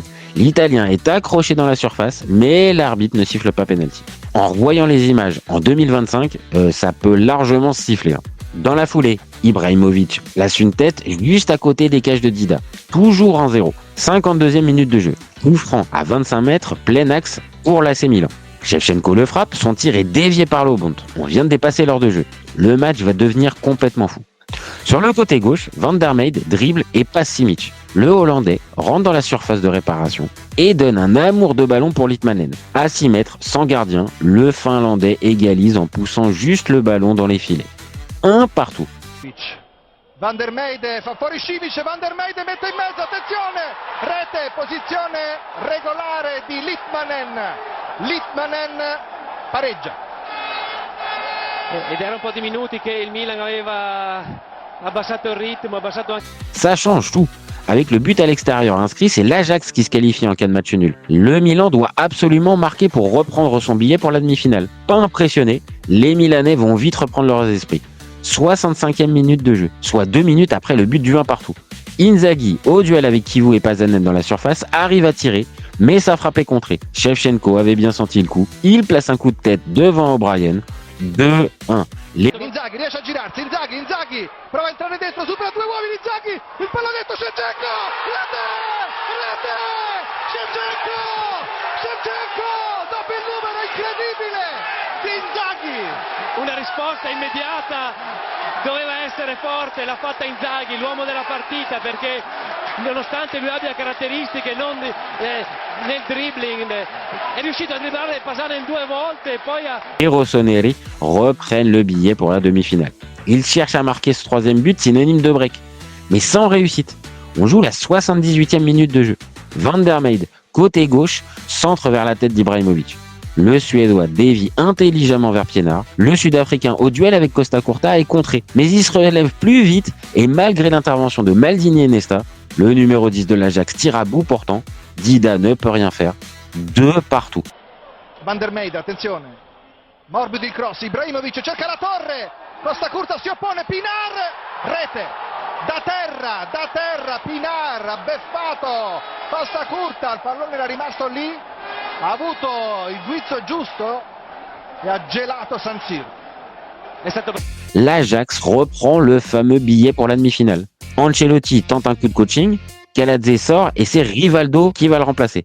3 minutes plus tard, Thomasson prend la place de Simic. On a compris, l'AC Milan tente le tout pour le tout dans ces dernières minutes. 82e minute de jeu. Rui Costa se met en mode super passeur pour Shevchenko. Malheureusement, l'Ukrainien tombe sur la bonne sortie de Lobont. Koeman sort Pienaar pour Nigel De Jong. L'Ajax cherche à tenir ce match nul. Ancelotti sort Rui Costa pour Redondo. Il reste 5 minutes dans le temps réglementaire. La pression est énorme dans le stade. 89e minute de jeu. Rivaldo envoie une frappe à 20 mètres, mais ça passe largement au-dessus. On commence à se dire que l'Ajax va faire le coup de ses quarts de finale en sortant l'AC Milan sans les battre en 180 minutes. On joue le temps additionnel. Long ballon de Maldini en direction d'Ambrosini. Ce dernier dévie de la tête pour Inzaghi dans la surface de réparation. Super Pippo attend le rebond pour réussir son lob sur le bond.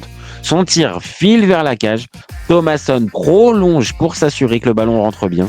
3-2. Maldini, la sciabolata verso Ambrosini, la torre, c'è Inzaghi, attenzione, Inzaghi pallanetto, rete, rete, rete, Inzaghi, e il Milan riparte in vantaggio! E bisognava buttare la palla lì come si può fare solo con i grandi giocatori. Inzaghi c'è sempre, l'uomo della partita in precedenza e fino al 90esimo, freddo davanti alla porta. Incredibile colpa di scena, ancora Inzaghi, sempre lui nel momento più disperato, più sofferto, più importante di tutta la stagione del Milan. Le stade explose de joie. Les Milanais reprennent le billet pour la demi-finale. 92e minute de jeu. Sur un duel aérien, Litmanen ouvre l'arcade sourcilière de Nesta. L'Italien finit en sang, mais finit le match quand même. L'Ajax ne reviendra plus dans cette partie. 3-2 score final. Au bout du suspense, les rossoneri valident leur place dans le dernier carré de la Champions League 2002-2003. Pas un exploit, mais une belle performance. Si la qualification est au bout de ce match haletant, il faudra davantage de maîtrise pour éviter les possibles arrêts cardiaques pour les tifosi milanais par la suite. Surtout que l'adversaire au prochain tour est une vieille connaissance. Affronter une équipe de son championnat en Coupe d'Europe, c'est jamais simple. Alors jouer face au club rival pour une place en finale de Champions League, c'est un vrai casse-tête. Et pourtant, c'est ce qui va se passer pour l'AC Milan qui va affronter son meilleur ennemi, l'Inter.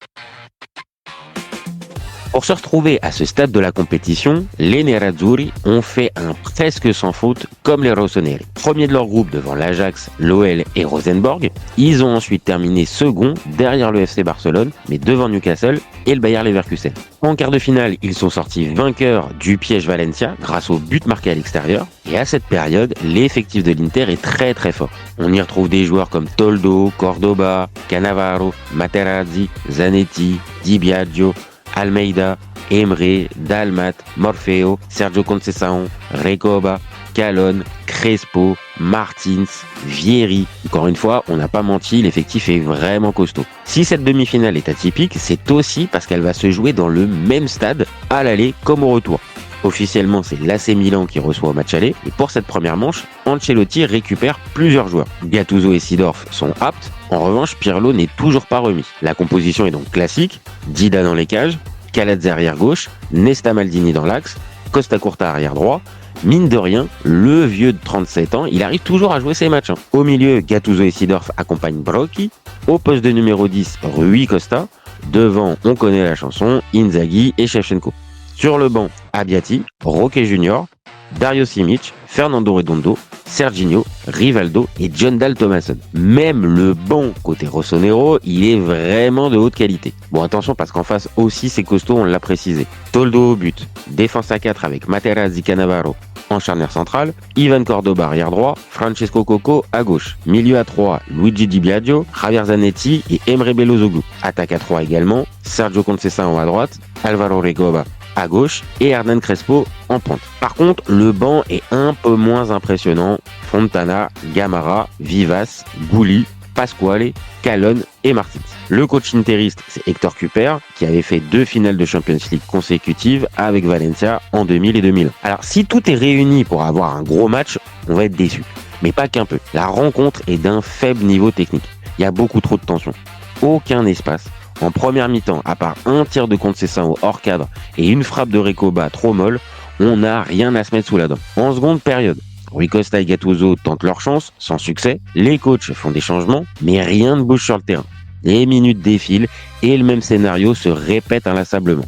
Dans ce contexte, on a compris qu'il n'y avait pas grand-chose à attendre de ce match aller. On se quitte donc sur un triste 0-0. Le seul point positif, c'est que le match retour va être doublement décisif. Si on doit donner un favori avant la seconde manche, on pencherait vers l'AC Milan car ces derniers n'ont pas encaissé de but à domicile. Cas de match nul avec des buts, la place en finale irait donc au Rossoneri. Un petit avantage, mais au vu du spectacle proposé à l'aller, il est impossible de faire des pronostics. 6 jours plus tard, c'est l'heure du verdict de cette demi-finale. Il y a plus de 85 000 spectateurs présents à Giuseppe Meazza. C'est le français Gilles Vessière qui est au sifflet. Côté Inter, on n'a pas changé grand-chose. Francesco Coco est remplacé numériquement par Cristiano Zanetti. Cordoba prend donc son poste à gauche. Javier Zanetti bascule à droite. Cristiano Zanetti, lui, intègre le milieu à 3 avec Emre et Di Biagio. Pour le reste, tout le monde est présent. Toldo, Materazzi, Cannavaro, Conceição, Recoba, Crespo. Sur le banc, 0 changement. Hector Cúper croit en son groupe. En face, Carlo Ancelotti fait plusieurs changements. Le principal, c'est pour le poste de gardien. Dida est absent. C'est évidemment Abbiati qui le remplace. Titulaire pour tous les matchs sans intérêt, le portier doit sortir son meilleur match. Un gros défi. Pour la défense, c'est du classique. Costa Curta et Caladze arrière latéraux, Nesta, Maldini en charnière centrale. Au milieu, Andrea Pirlo revient aux côtés de Gattuso et Seedorf, Rui Costa en meneur de jeu, Shevchenko, Inzaghi en pointe. Sur le banc du classique, hormis la présence du troisième gardien, Valerio Fiori. Il n'a pas intérêt à se blesser, Abbiati. Alors, sans être aussi fermé qu'au match aller, on peut pas dire qu'on se régale en tant que spectateur. Les Rossoneri sont plus pressants que l'Inter, mais on peut pas parler non plus de vraie domination. Inzaghi est bien pris, mais il arrive quand même à se montrer dangereux, mais c'est hors cadre. Shevchenko va avoir une belle occasion sur le côté droit avec une belle frappe croisée, mais ça frôle le poteau de Toldo. En fin de première période, les esprits s'échauffent. L'arbitre avertit 4 joueurs en 3 minutes. Rui Costa, Gattuso et Inzaghi côté milanais et Di Biagio côté interiste. On arrive dans le temps additionnel, on se dirige tout droit vers un 0-0 encore bien poussif. Mais la demi-finale, elle va basculer. Clarence Seedorf lance en profondeur Shevchenko sur le côté gauche de la surface de réparation interiste. Au duel avec Cordoba, l'Ukrainien réussit un crochet pour se débarrasser du défenseur. Toldo sort pour récupérer le ballon, mais Shevchenko réussit à placer une frappe du bout du pied droit. Toldo parvient pas à freiner la balle, qui va mourir au fond des filets. 1-0. Shevchenko cerca il dribbling, Toldi l'uscita, Shevchenko, rete! Shevchenko ha anticipato tutti, ha messo dentro, l'uscita disperata di Toldo non è servita. Grande giocata di Shevchenko, si è liberato sulla sinistra alla sua maniera, è riuscito a controllare la palla e poi è riuscito a battere Toldo con un calcio dal basso in alto. La palla si è insaccata sotto il 7. Spezzato l'equilibrio dunque. Shevchenko. Quarto goal in Champions per lui. Et Rossoneri prennent l'avantage au meilleur moment de cette demi-finale. Il faut désormais que l'Inter marque 2 fois sans encaisser de but pour se qualifier. C'est un but qui change tout. Conscient qu'il doit prendre des risques, Cúper va décider de sortir Recoba et Di Biagio pour faire entrer Stéphane Dalmat et Obafemi Martins. Un choix offensif, mais qui va pas donner grand-chose immédiatement. Il y a bien une frappe de Javier Zanetti à l'entrée de la surface milanaise, mais Abbiati est bien placé. Peu après l'heure de jeu, Ancelotti sort Rui Costa pour Ambrosini. Le message est clair, tenir ce 1-0. Quelques minutes plus tard, Cúper abat sa dernière carte en faisant entrer Calonne à la place de Crespo, histoire de donner un peu plus de vitesse. L'Inter continue de dominer stérilement, il n'y a pas de grosse occasion. Il reste 10 minutes de jeu. Inzaghi, pas dans un grand soir, laisse sa place à Serginho. L'idée est de profiter des espaces laissés par l'Inter. On arrive à la 84e minute de jeu. Ballon aérien à l'entrée de la surface de réparation milanaise. Au duel avec Obafemi Martins, Maldini juge mal la trajectoire de la balle. Le Nigérian en profite pour récupérer le ballon et ajuster Abbiati qui sortait à sa rencontre. 1 partout. C'è Martins appostato. Attenzione Maldini, Martins scatta, Martins, rete! Martins, incredibile! Come detto, in un attimo si riapre tutto, le capriole di Martins, incredibile! Un gol quasi simile a quello di Shevchenko con Martins che ha rubato il tempo a tutti. La difesa del Milan stavolta ha dormito su questa palla, mia tua non l'ha presa nessuno, è arrivato velocissimo Martins che, ecco rivediamola, la palla alta era abbastanza facile, doveva saltare. Bruciato Maldini. Le match est totalement relancé. Un nouveau but de l'Inter et c'est l'AC Milan qui prend la porte. Il reste un peu plus de 5 minutes à jouer. Kaladze prend un carton jaune. Ancelotti sort Pirlo pour mettre un profil plus défensif. Christian Broghi, il faut absolument tenir. Quelques instants plus tard, Calonne est décalé sur le côté droit de la surface milanaise. Au duel avec Kaladze et Maldini, le numéro 3 interiste tente une frappe. Mais Abbiati est vite sorti. La trajectoire de la frappe finit en centre pour Martins, mais le Nigérien ne peut reprendre le ballon. L'AC Milan a eu très chaud. L'Inter vient de louper l'occasion idéale pour accrocher la victoire. Il ne se passera plus rien. L'arbitre Gilles Vessière siffle la fin du match sur ce résultat nul 1-1, synonyme de finale pour l'AC Milan. Au terme d'un scénario à suspense, les Milanais reviennent en finale de Champions League. 7 ans après leur dernière finale perdue face à l'Ajax d'Amsterdam de Clarence Seedorf. L'émotion est forte chez les tifosi rossoneri car cette qualification est historique. Éliminer le grand rival en demi-finale de la plus grande compétition européenne, ça a une saveur particulière. Et en Champions League, tant qu'on n'a pas le trophée en main, il vaut mieux pas trop se réjouir. Il y a d'abord une finale à gagner, et encore une fois, la tâche va être particulièrement complexe pour cette finale de Champions League 2002-2003. Pourquoi ? Tout simplement parce qu'il s'agit du champion d'Italie, la Juve.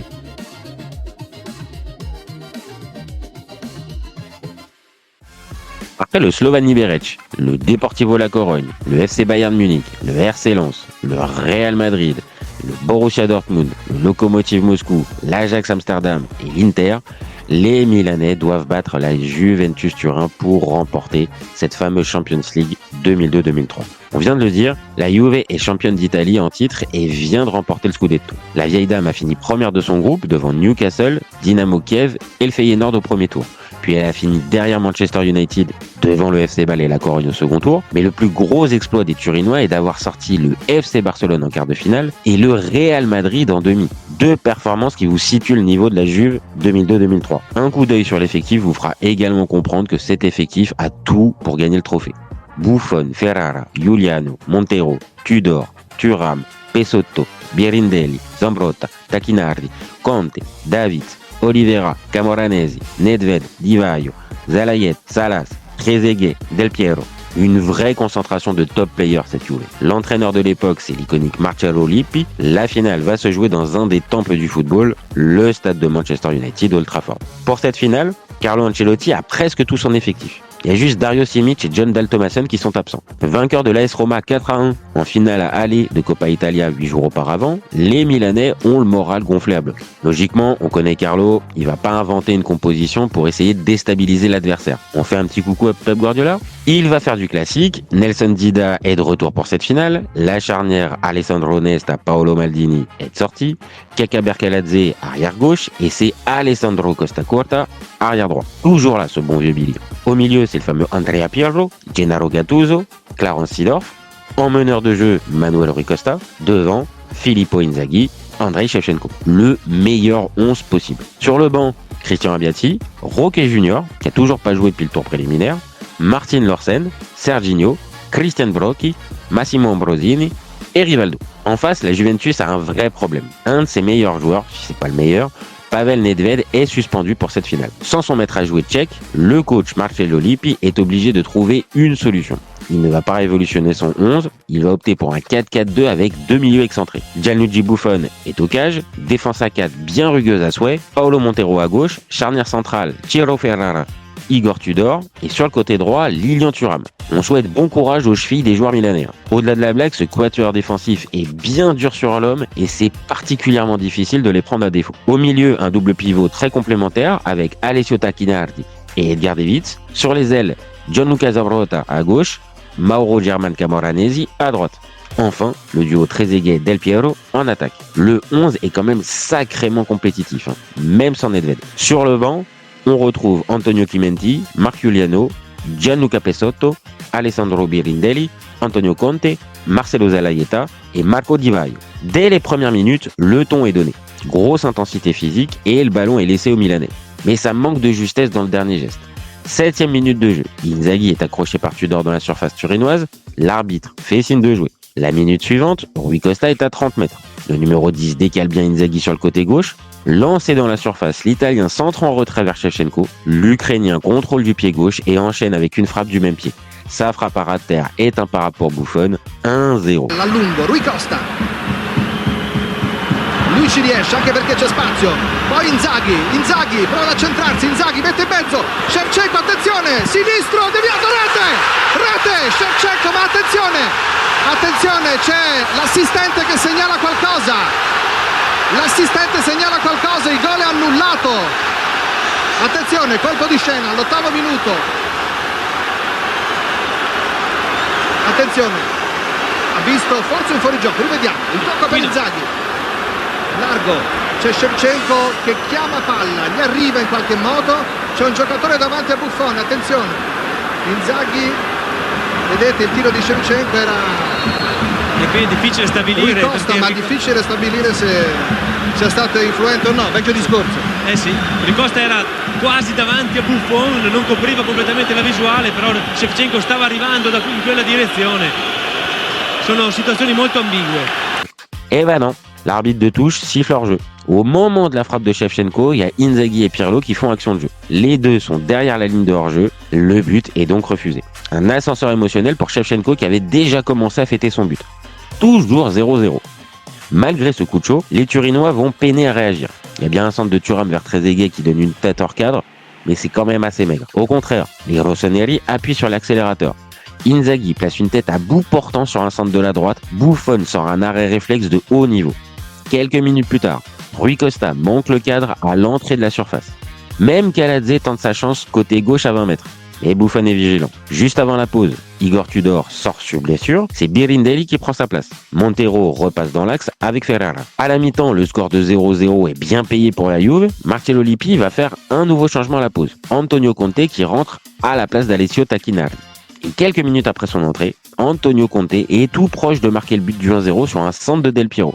Mais sa tête s'écrase sur la barre transversale de Dida. Le rythme commence à retomber, les équipes ont plus peur d'encaisser un but que d'en marquer. À la 65e, David sort pour Zalaïeta, un choix sacrément offensif de la part de Lippi. Ancelotti de son côté sort Costa Curta pour laisser entrer Roque Junior. Dans les 20 dernières minutes, Serginho rentre à la place de Pirlo. 75e minute, Seedorf déborde sur le flanc gauche, le Hollandais centre vers Inzaghi au point de pénalty. Mais Montero dégage en catastrophe. 87e minute, Rui Costa laisse sa place à Ambrosini. Ça veut dire que Rivaldo ne rentrera pas en jeu. Sans surprise, aucune équipe ne trouve l'ouverture. On va donc passer par l'étape des prolongations. Et à l'image de la seconde période, on s'ennuie fort durant cette prolongation. Peu de risques pris, de la fatigue, de la maladresse, de la tension. Bref, on se régale pas du tout. Et comme personne ne parvient à prendre le dessus sur son adversaire, on va être obligé de décider cette finale de Champions League au tir au but. Et c'est la Juve qui va tirer en premier. C'est David Trezeguet qui prend ses responsabilités.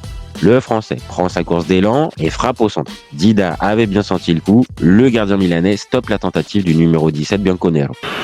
Allora, Trezeguet contro Dida. Curva Juve fa da sfondo.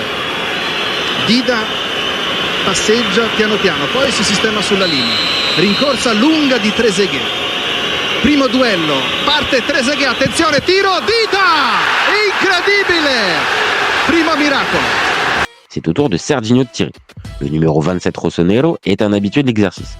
Sans trembler, le Brésilien prend à contre-pied Buffon. 1-0 pour l'AC Milan. Buffon è già pronto.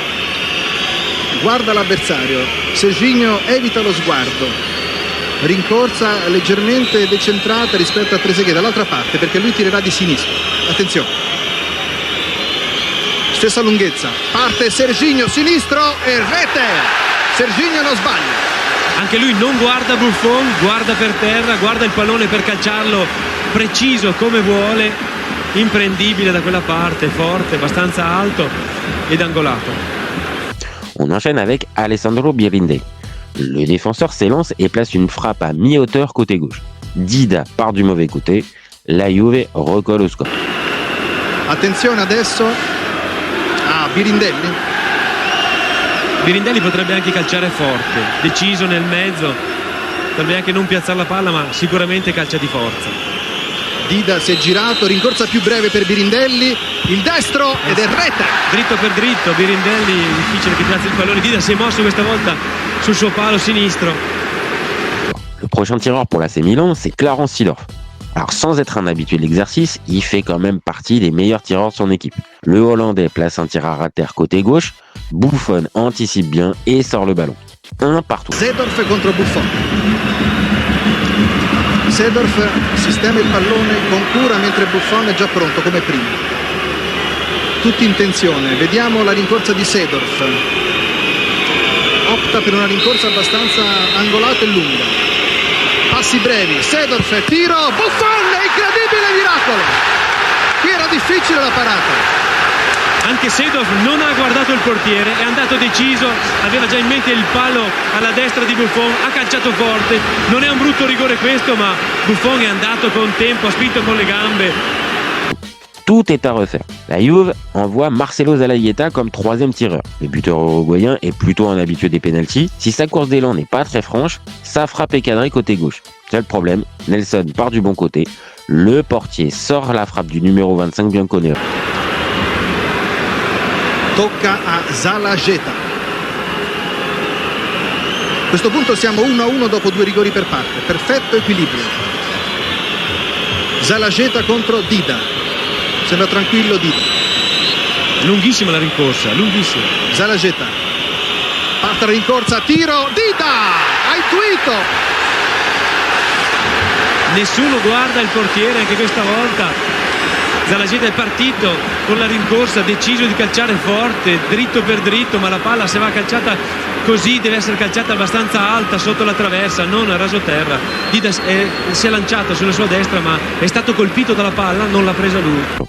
Vient le tour de Kakaber Kaladze. Pas vraiment dire que le Géorgien est un expert dans le domaine des pénaltys, mais courageusement, le numéro 4 Rossonero prend son élan. Sa frappe en plein centre est déviée par le pied de Buffon sans franchir la ligne. Toujours un partout. Adesso è Kaladze che proverà a riportare in vantaggio il Milan. Kaladze contro Buffon. Essere in vantaggio dopo 3 rigori sarebbe un vantaggio importante per il Milan. Rigore pesante per Kaladze. Guarda il portiere. Rincorsa più breve la sua. Tira col sinistro anche lui. Kaladze, tiro e Buffon! Si salva! Optano tutti per la soluzione forte, calciata dritto per dritto, è difficile piazzarla, bisogna avere proprietà tecnica e grande lucidità. Questa volta Buffon è andato dalla parte giusta, è stato anche fortunato. Kaladze ha calciato non in maniera angolata, in mezzo, è riuscito con i piedi, con reattività, alzando la gamba destra a trovare il pallone. C'est au tour d'un autre Uruguayen pour la Juve, Paolo Montero. Encore un joueur peu à l'aise sur ce type de phase de jeu. Le défenseur prend son élan et tire comme Trezeguet au centre, un peu mollement. Dida, dans un grand soir, ne laisse pas passer l'occasion. Il sort le penalty. Le troisième en 4 essais Turino. E adesso è Pablo Montero. Attenzione. Tiro di Montero. Dida ancora! Incredibile. Non si fidano a piazzare la palla, calciano forte nel mezzo, sperando. Secondo me viene avanti poco. Côté AC Milan, on envoie tirer Alessandro Nesta. Décidément, il n'y a que des défenseurs dans cette séance de tir au but. Le numéro 13 s'élance et place une frappe cadrée sur la droite de Buffon. Le gardien part du bon côté, mais il est trop court pour sortir le ballon. 2-1 pour l'AC Milan. È pronto adesso dal dischetto Nesta. Vediamo Nesta. Se porta in vantaggio il Milan. Nesta, destro ed è rete! Rete, Nesta! Non sbaglia Nesta! Freddo e lucido, questa volta ha angolato la palla. Buffon ci è arrivato vicino, non ha calciato molto forte Nesta, l'ha alzata però e ha messo fuori causa Buffon. Si Alessandro Del Piero manque sa tentative, ce sont les Milanais qui remportent la finale. Bon, là, on a un vrai tireur de pénaux et ça va vite se voir. Sans trembler, il Pinturi che prend Dida a contre-pied. Attenzione, una responsabilità terribile per Del Piero. Dida è rimasto fuori dalla porta fino all'ultimo. È arrivato adesso. Attenzione. Parte Del Piero, destro e non sbaglia. Del Piero non sbaglia. Grande freddezza, ha accorciato il passo, è arrivato vicino alla palla, poi ha dato uno sguardo leggero et ha messo fuori causa Dida che era partito sulla sua destra. La Juve n'est pas encore morte. Cependant, si le dernier tireur milanais inscrit sa tentative, c'est terminé. Mais qui va prendre ses responsabilités? Paolo Maldini? Filippo Inzaghi? Andrei Shevchenko? Gennaro Gattuso? Massimo Ambrosini? Roque Junior? Ou même Dida? Bon, s'il y avait un doute entre Shevchenko et Inzaghi, c'est bien le numéro 7 ukrainien qui va se charger de transformer ce penalty ô combien important. Shevchenko pose son ballon, il regarde plusieurs fois l'arbitre pour attendre son feu vert avant de tirer. Il regarde pas le ballon. Il jette un regard vers Buffon, un dernier regard vers l'arbitre et c'est parti. L'Ukrainien s'élance, il ouvre son pied droit au dernier moment. Buffon part à gauche alors que le tir de Shevchenko est à droite. Le contre-pied parfait. 3-2. Quindi il match point è per Shevchenko. Allora, tutti in piedi naturalmente col fiato sospeso. Se Shevchenko segna, il Milan ha vinto. Se sbaglia si va avanti ad oltranza. Attenzione. Tutto sospeso in attesa del tiro di Shevchenko. Ci si gioca tutto qua. Shevchenko contro Buffon. Merck controlla, può partire. Shevchenko, tiro ed è rete! Rete! Rete! Il Milan è campione d'Europa!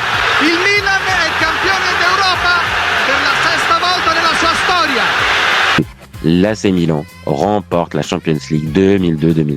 Au terme d'une finale décevante, mais riche en suspense, les hommes de Carlo Ancelotti sont sacrés champions d'Europe. Une énorme performance pour une équipe qui revenait en Champions League au mois de septembre dernier. Grâce à des joueurs incroyables, un coach inspiré et un état d'esprit irréprochable, cet AC Milan 2002-2003 a marqué l'histoire de la Coupe d'Europe. De Shevchenko à Maldini, en passant par Inzaghi, Dida, Gattuso, Seedorf, Nesta, Rivaldo, Pirlo, Calazze ou encore ce bon vieux Costa Curta, le Milan 2003 restera comme une équipe sacrément talentueuse, diablement réaliste et dotée d'un sang-froid incroyable. 40 ans après le sacre de l'AC Milan et de son capitaine de l'époque, Cesare Maldini, en Coupe d'Europe des clubs champions, c'est son fils Paolo qui va soulever la 6e Ligue des champions du club milanais. Un joli clin d'œil de l'histoire.